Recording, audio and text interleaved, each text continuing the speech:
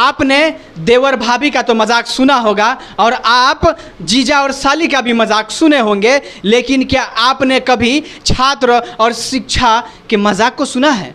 क्या आपने कभी भ्रष्ट शिक्षा प्रणाली और उसके अंतर्गत बच्चों का भविष्य बर्बाद होते हुए का मजाक सुना है? आपका जवाब आएगा नहीं। और आपका यह भी सवाल आएगा कि आखिर में ये कैसा मजाक है।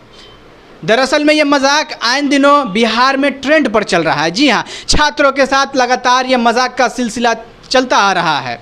नमस्कार, मेरा नाम गौतम है और आप देख रहे हैं रॉयल यात्रा।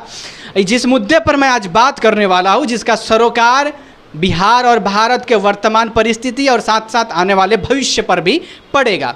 शिक्षा की महत्वता को आप हर कोई जानता है। जो जितना शिक्षित रहेगा, विकास की धारा उसके अंतर्गत उतना ही आएगा। लेकिन क्या ऐसा कारण हो गया कि बिहार देश का सबसे पिछड़ा राज्य है? शिक्षा सबसे बड़ी उसका कारण है और उस शिक्षा के बाधे आ रहा है ऐसे ऐसे संस्थान जो उसे बर्बाद कर रहे हैं। हम आज उस मुद्दे और उस शिक्षा प्रणाली पर बात करने वाले हैं जो शिक्षा के अंतिम चरण उसे कह सकते हैं, जिसके बाद छात्र यानी युवा बन जाता है और वो युवा शायद रोजगार के अंतिम पड़ाव तक पहुंच जाता है। उसके हाथ में रोजगार आने की संभावना जहां से होती है, उस शिक्षा के अंतिम छोर पर हम बात करने वाले हैं।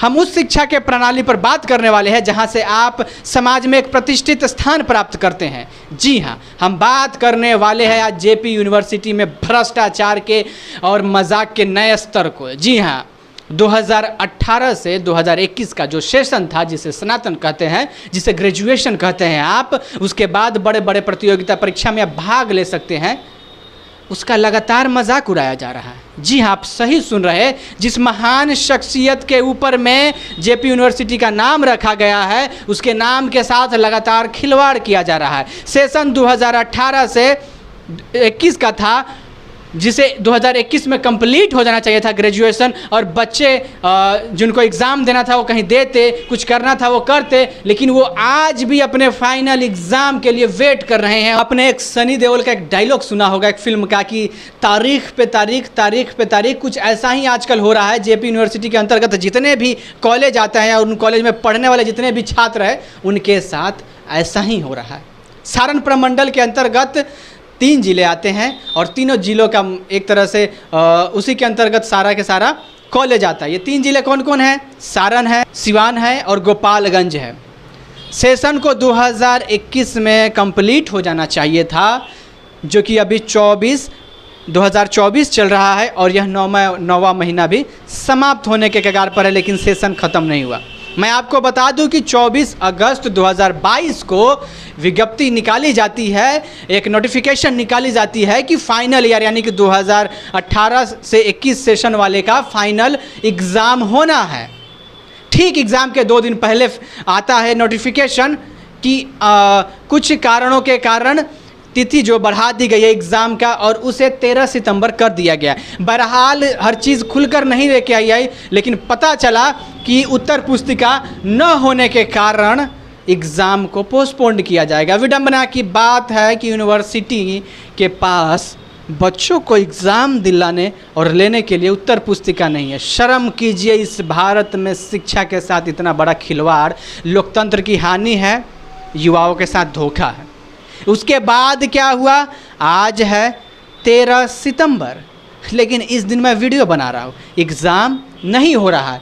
ठीक एक दिन पहले एक और नोटिफिकेशन आता है कि उत्तर पुस्तिका पुनः न होने के कारण तिथि को इस महीने के अंतिम सप्ताह तक पोस्टपोन्ड कर दिया जा रहा है। यानी कि संभावना ये फिर से जता लीजिए कि आने वाली एक और तारीख फिर से एक और तारीख में बदलेगी। और यही खूबसूरती है भारत और ख़ास करके बिहार के शिक्षा प्रणाली की।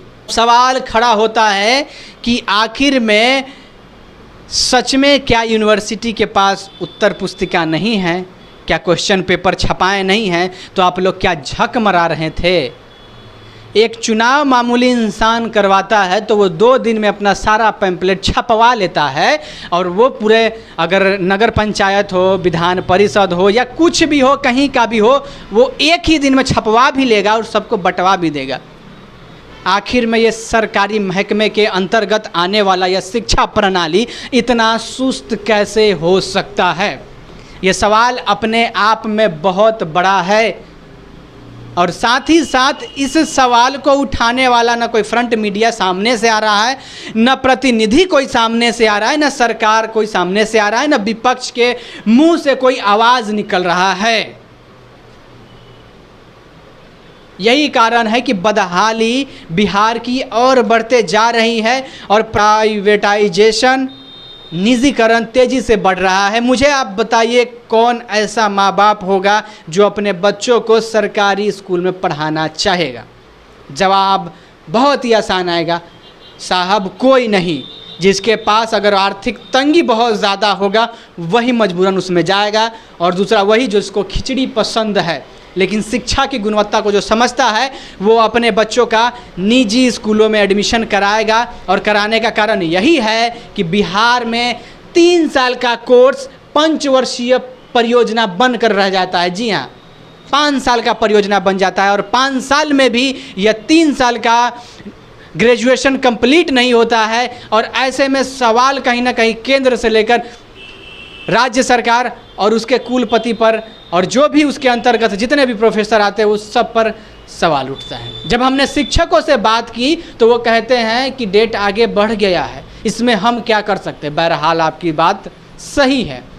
इसके जिम्मेदार जो अभी कुलपति फल्गु चौहान हैं और वाइस चांसलर जेपी यूनिवर्सिटी का प्रोफेसर फारूक अली साहब, बड़ी विनम्रता से मैं इन दोनों महोदय से सवाल एक पूछना चाहूँगा। महाशय, आपने भी ग्रेजुएशन किया ही होगा, किया है तभी तो आगे बढ़े हैं ना, प्रोफेसर वाला डिग्री मिल गया आपको। तो मुझे ये बताइए कि आपने ग्रेजुएशन करने के लिए कितना समय लगाया? 3 साल, 4 साल या 5 साल या उससे ज़्यादा? शायद जवाब आएगा मैंने तो 3 साल में ग्रेजुएशन कर लिया था। तो फिर मुझे ये बताइए कि आपके अधीन चल रही यह शिक्षा प्रणाली में इतना लेट क्यों आ रहा है, क्यों हो रहा है, क्यों बच्चों के भविष्य के साथ खिलवाड़ किया जा रहा है? एडमिशन प्रॉपर 2018 में 6ठे महीने के आसपास में हो जाता है, लेकिन एग्ज़ाम फाइनली 2021 में हो जाना चाहिए था। वो आखिर 10वें महीने तक भी क्यों नहीं हुआ? यह आपसे एक सवाल है। क्या आपके रीजन में ऐसा हुआ था? यह ऐसी नहीं है, ऐसी बात नहीं है कि ये जो शिक्षा की प्रणाली है, जो भ्रष्टाचार का लेवल बढ़ते जा रहा है, जो ड्यूरेशन लगातार बढ़ते जा रहा है, ये 1 दिन में, 2 दिन में या 1 साल में नहीं हुआ है। इसके पीछे दशकों लगा था और कहीं ना कहीं इसके जिम्मेदार हम ही हैं, आप ही हैं, जिन्होंने सवाल करना छोड़ दिया है। लोकतंत्र में जनता ही लगाम होती है और जनता अपने लगाम को, अपनी शक्ति को शायद भूल गई है। इसी कारण है कि अनपढ़ नेता पर रूल करते हैं और भ्रष्टाचारी अधिकारी आपके अधिकारों का लगातार हनन करते आ रहे हैं।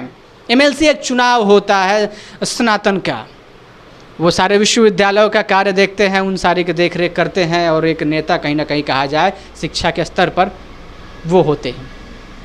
चुनाव होने वाले हैं इसी साल के अंत में उनका भी, लेकिन जो सत्ता में है अभी वर्तमान में सारण के जो एमएलसी है वो या जो लड़ेंगे वो, उन दोनों में से किसी का भी मुंह से एगो बोली नहीं निकल रहा है। एक बोली तो छोड़ दीजिए साहब, एक फेसबुक पोस्ट नहीं आ रहा है कि जो व्यवस्था शिक्षा की अभी है वो बहुत ही गलत है और जो अभी हो रहा है, जो युवाओं के साथ अन्याय है, अत्याचार है, और इतना अत्याचारी तो शायद रावण भी अपने जीवन काल में पढ़ाई की अनुमति देता होगा, वो भी समय पर।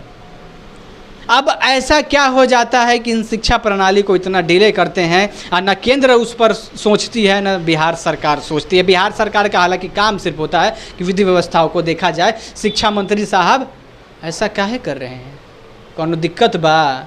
और यह भी भली बात ही आप जानते होंगे कि बिहार के किसी भी कॉलेज में किसी भी प्रकार की पढ़ाई नहीं होती है, लेकिन कॉलेज में जितने भी कार्यरत प्रोफेसर है, टीचर है, प्यून है, सबको सैलरी मिलता है और 1-2 रुपया नहीं मिलता है, लाखों में सैलरी है। यानी जनता के टैक्स के पैसे से जहां समाज के उत्थान के लिए शिक्षा की सही व्यवस्था होनी चाहिए थी और मेहनताना तो दिया जा रहा है, लेकिन मेहनताना का फल समाज में परिवर्तन के रूप में अभी तक देखा नहीं गया है।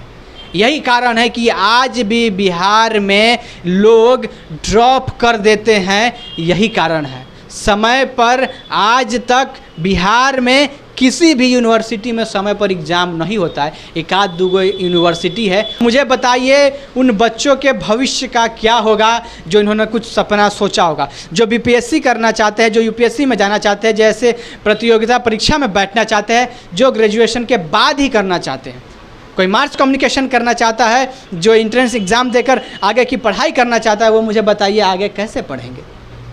3 साल का कोर्स साहब आप 5 साल में भी कंप्लीट नहीं करवा पा रहे हैं, फिर इसका उपाय क्या होना चाहिए? उपाय साहब सिंपल सा है, समय पर एग्ज़ाम लीजिए और शिक्षा प्रणाली का जो ये मशीन है उसके नट भाल्टू को टाइट कीजिए जहाँ जहाँ ढीला है, और उन सारे भ्रष्ट अधिकारियों को बाहर फेंकिए। भी उम्मीद करता हूँ कि इस वीडियो को देखने के बाद शायद कुछ पत्रकार जिसका ईमान अभी भी जगा हुआ है वो शायद इस चीज़ को ट्रेंडिंग में लाएँ। रानू मंडल को ट्रेंडिंग में लाने वाले, मियाँ खलीफा को ट्रेंडिंग में लाने वाले, सोनू को ट्रेंडिंग में लाने वाले कभी छात्रों के, हज़ारों छात्रों के भविष्य को जो दाव पर लगा है उसे भी ट्रेंडिंग में लाने की कोशिश करें।